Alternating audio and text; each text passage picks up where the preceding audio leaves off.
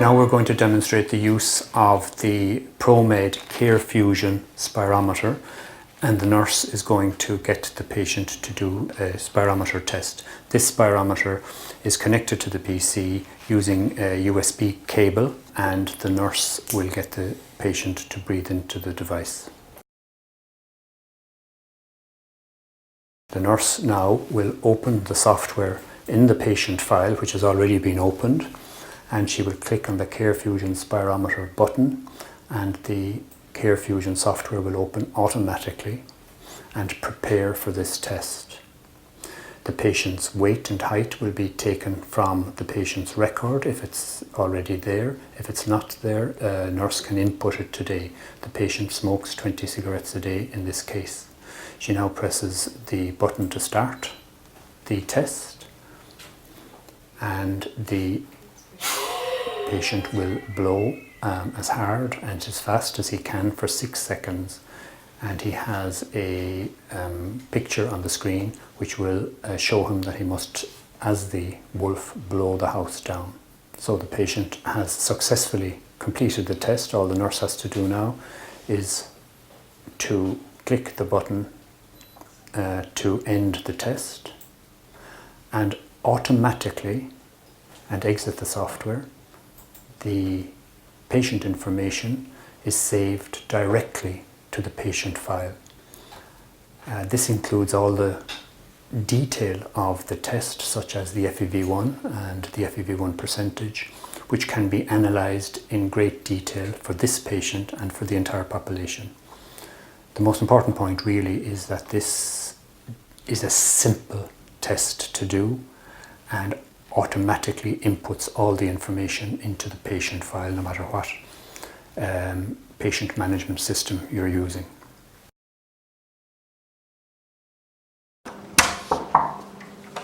Dr. Martin's test is ready. Should I show him in? Yes, Yvonne, yeah, please send him in now. Martin, you can come in now. Hi Martin. How did that go? Good, good. How are you? You got the spirometer? Were you able to blow? Yes, yes. No problems. Exhausting. Okay, so we have your results here in front of me of your spirometry, and they look perfectly normal to me. You're actually over 100%. Your what they call your FEV1 is better than normal, even though you're still smoking, are you? I do, yeah. You're still smoking 20? No, it's about maybe 5-10 a day. Okay, we'll have to have a conversation about that the next day you come in, okay? But yeah, let's just have a look at the detail of it here, Martin. Yeah, your result is excellent. I'm pleased with you. But it's going to act as a marker for future tests. We'll do more of these as we go along. And if you keep smoking, I guarantee you that your tests are going to deteriorate. Right. You're going to be in trouble. But we'll discuss that again the next day we see you. Perfect. But for the moment, that's fine. Well done. All right. Thank you. Talk to you. Thank you. Good luck, Martin. Bye. Thanks. Okay, so now we have integrated the spirometry readings that we earlier took from a patient into the patient record in Health One. The real benefit of this to the doctor afterwards is that he has got very specific data within the patient file, such as his FEV1 % predicted, his FEV1 over his FVC, all of which is incredibly useful information when he's analysing an individual patient file or when he's analysing his population. So in this particular patient, I'm going to open what we in Health One call a Mediform, COPD combined assessment Mediform, having done the spirometry, and we immediately are into the this COPD guidelines. So I could, for example, use the MMRC dyspnea scale and ask the patient, are you short of breath? For example, hurrying up or walking up a slight hill, and he'll say he walks slower than contemporaries on the level ground and has to stop when walking at his own pace. That, for example, would give me a level 2 on the dyspnea scale. This form will already take in his FEV1 % predicted.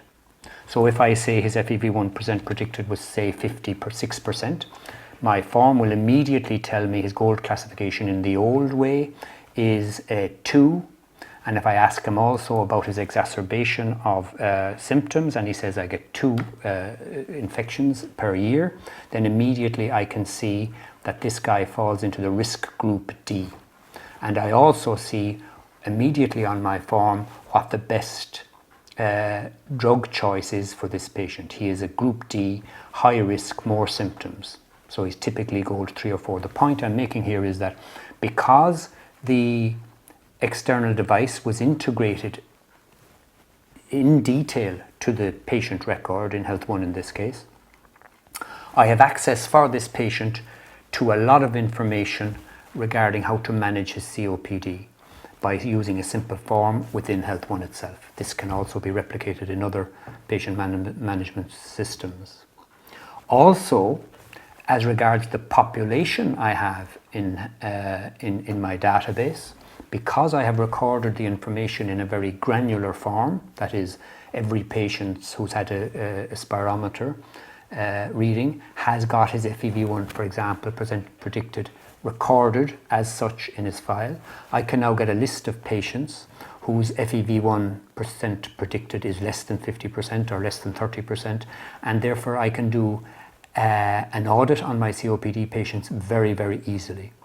So overall, really, the summary of this is that if you're going to integrate external devices, they should be simple to integrate, they should be simple to take the readings, and they should integrate in a manner that is usable afterwards by the doctor when he's analysing an individual patient file or his entire population. And finally, the data that you integrate, whether it be a spirometer or an ECG, it should be portable, so that if I send this patient file to another doctor up the country who's using the same software, he should be able to immediately open the software and see all the results. He shouldn't have to buy a second piece of software in order to view these results, and this is the case, particularly when you're using Health One. Thank you.